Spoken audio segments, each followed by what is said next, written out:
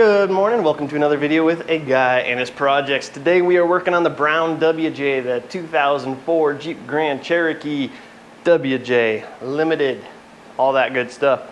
So I've been calling this a 2004 ever since I bought it because that's what the guy told me it was.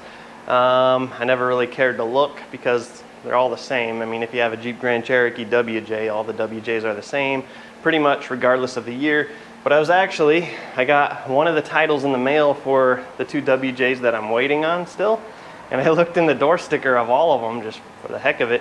And this actually says 03, May of 03. So this is a 2003 Jeep Grand Cherokee. Again, doesn't make a difference. But what we're doing today, so if you've been following me for a while, you'll know when I bought this, the previous owner put the Iron Rock off-road lift kit on it. It's a 4-inch short arm kit. And he sold it because he couldn't figure out death wobble. He'd get death wobble and couldn't figure it out. So he sold it pretty dang cheap. I picked it up. I solved death wobble with a simple alignment, and I thought all was good. A couple months later, death wobble came back. Solved it with another alignment.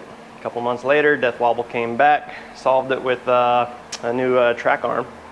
And now we're about a month after that, and death wobble came back. So I want to build this Jeep. I want to put like a 7 or 8 inch lift kit on it.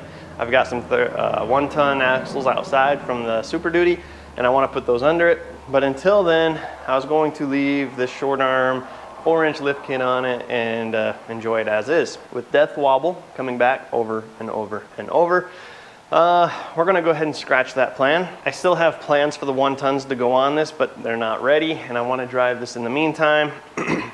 So we are going back to stock. So you guys saw the red WJ the other week. We tore the axles out of it, the suspension out of it, all that. My intent was to reuse most of this. My intent was to reuse the springs, reuse the shocks if they were good. We were going to reuse any control arms if the bushings weren't trashed, and well, we need this bar as well. What ended up happening when I took this apart, the only thing I'm calling good on all of this are the springs. Everything else is trash. It all looks original from 20 years ago, 18, whatever it was, and yeah, they're not great. So I went very cheap. I'm going to tell you that right now. We got the cheapest rear control arm I could find. The cheapest, I don't even remember what's in that Detroit axle box. I think that's front control arms. Got the cheapest shocks. That's all 4 shocks for $100. The bushings were actually expensive. It's $25 for these 2 front bushings, but we'll get there. And then whatever's in that box, I don't remember what's in that box, but we'll find out. Probably sway bars. And yeah, so we're going cheap because my goal is by the end of the summer to have this bad boy on the 1-tons. Whether it happens or not, I don't know. But I'm also not going to drive this like every day. I got the Titan to commute. This will kind of fill in for the Titan when I'm bored of the Titan, is what this is. Plus, it's got heated seats that work, so this will work out great on the super cold days. But anyway, moving on. So what is my plan of attack? I'm not really sure. I just kind of came out here with the intentions of doing it, not really thinking about it. I think we're going to start with the back end. I think we'll jack this up. We'll take the rear tires off. We'll leave the fronts on for now. Take the rear tires off. We'll probably get the control arm first if we can removed, and then we'll have to do the shocks and the springs. At that point, that should just be kind of hanging out. So we'll probably put it on jack stands and set it back down, and we'll get the new rear end parts slapped in. After that, we'll probably move to the front. I don't have super tall jack stands, so I can't like do this in the air. It's all going to be on the ground, which sucks. Anytime I have a job that I can't use the lift for, I get a little bit bummed out, not gonna lie. So, but that's okay. So let's start with the rear, because I think that's gonna be the most difficult to reach and access and a pain in the butt. So we're gonna get started with that. There's probably gonna be mostly a voiceover later because I wanna get this done today. I would like to get it on the road today. So I don't know if that's gonna happen, but that's what we're trying for. So with all that said, make sure you hit subscribe button, get the alerts, hit the notification bell, leave a comment down below if it's positive. I'm getting tired of all the 50-year-old mechanics telling me everything they're doing wrong or I'm doing wrong while they're watching my DIY video. But comments help, so comment away, I suppose. Oh, the other thing. So these tires, I don't think are going to fit. So these are 265 7017s on this rim. I'm probably not even going to reuse the rim. So I don't think I'm going to reuse these rims. We'll see what I do with these. Probably sell them. In the meantime, I took a lot of road trip the other day, and I got some rims off of I don't remember what he said these were. I don't remember. I'm not going to try to say. But these are a 5-on-5 bolt pattern. I took an old hub to fit just to make sure they fit. These are 245 75 17s. The Bridgestone Dueler ATs. Probably not great for the snow, but that's okay for now. These are also temporary because I still don't know that we're fixing death wobble. I'm just assuming going back to stock, death wobble will be gone. If it is, then we'll make more plans. But right now, we're going cheap, baby. Cheap. Because I'm not a mechanic and I haven't taken the time to actually diagnose this problem. So yeah, chew me out for that in the comments too, please. Okay, we're gonna get started.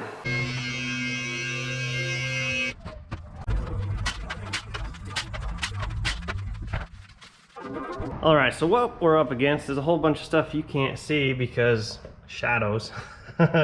But I think what we're gonna do is remove the control arm first in the rear because that's gonna be the hardest to get to.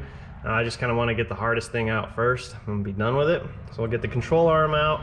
Obviously, we're gonna put this back down on jack stand so we're not under load. Once the control arm's out, we can get rid of the sway bar links, the shocks, the springs, and then of course the lower control arms. And then I think we'll be homeward bound. In fact, we'll be done on the back. On the front side, on the front side, the tie rods we don't have to touch. The pitman arm, we don't have to, well, shoot. We actually will. We're gonna have to suck the pitman arm in up here, I'm assuming, because if we lose lift, that's gonna send the axle this way. Yes, so we're gonna have to adjust that. We're gonna replace the, track bar. We might not have to replace the track bar. This is a, what is this? I can't remember what brand this is, but it's adjustable, and it might be adjustable enough. There's not a lot of threads left. Maybe I'll look it up and see if it does say for stock size. If it fits stock, then we'll probably go with this and just keep this. Other than that, we've got the upper control arms. I've got bushings for them too, so we'll replace bushings on both sides. And then we got the lower control arms, which those should be easy, and then we're done. Other than that, we got major oil leaks down here. We're gonna have to address that. Looks like it might be coming from the valve cover, so that might be all right. Okay. Anyway, that is the plan, starting in the rear. First, before we get all that done, I want to open all this, make sure we have what looks to be the right parts. Never know if they're actually the right parts till you try to, install them and they don't fit. But we're gonna verify that we at least have what looks to be the right parts. So getting to it, we're going to go ahead and open this up. This is your rear control arms, Detroit axle front control arms. These are your sway bar end links and our shocks. We're going to go ahead and get started. Now we're going to snip all of these gas lines, brake lines free from that upper control arm, also known as the boomerang in my opinion. And then we're going to get the 3 mounting bolts off. If yours is still stock, it probably looks similar, but not quite exactly the same. It's kind of hard to move in here. You can't really get a ratchet on it. I had to use a box end wrench and it took a minute. Once we got those more or less disconnected, we went ahead and dropped the Jeep down so the axles are resting on some jack stands so that the axle doesn't drop when I pull this apart. So we got the upper control arm out right here, completely disconnected, and you just got to wiggle it out. Boom. Now we're going to go ahead and goof around a little bit before we start taking off the lower control arms. The lower control arms and the rear shocks at this point are the only thing holding the axle together, or not together, but on the Jeep. So we're going to get rid of the shocks, and then we're going to move up to these control arms and sway bar links. We're doing the sway bar links here. and it's pretty easy. My neighbor stopped by to BS a little bit and stand in front of the camera for a second. No worries. So you get these sway bar links, and then you get the lower control arms, and your axle's pretty much disconnected, minus your drive shaft, of course. Now we took out the springs, and we are putting in the stock set back in, and trying to get these lined up and the Jeep set back on them was a little bit of a challenge, but not too bad. I had to take my floor jack and raise the pinion of the front diff back up to keep the springs from twisting too much. Now that we got it more or less in place, we're going to grab these control arms and we are going to slide those in place. This became a slight problem with the Jeep not being lined up anymore. So I just grabbed a ratchet strap and the axle, and I was able to slide the axle back far enough that I was able to get it all lined up. And then I just did something you should never do, and I moved the jack stand essentially with a hammer for fine tuning, of course. Not great.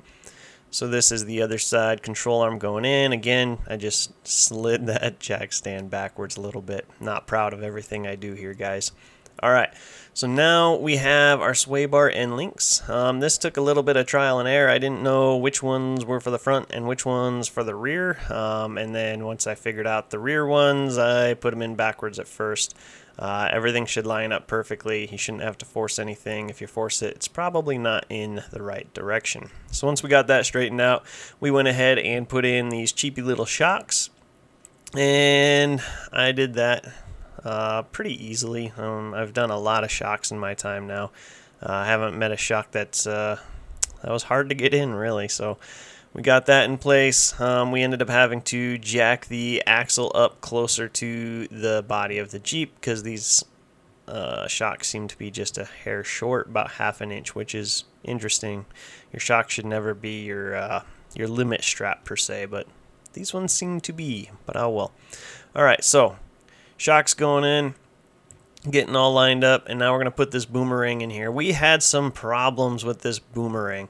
I'm calling boomerang upper control arm. So I don't know if you remember earlier when I said you never know if the parts will actually fit until you go to install them. This is a perfect example of it. I spent a lot of time trying to get this to fit. I was stretching it one way, stretching it the other way, got my ratchet strap to pull it one way and then pull it the other way.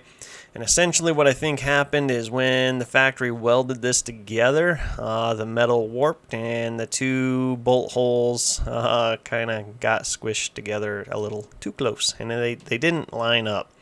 And I spent a lot of time trying to make it work because this was like a $60 Amazon control arm, and the one at my local parts store is $180. So I wanted this one to work really bad. And at the end, I just couldn't get it to work. I ended up having to give in and go to my local parts store. Once I got the one from the parts store, it went in just fine like it was supposed to.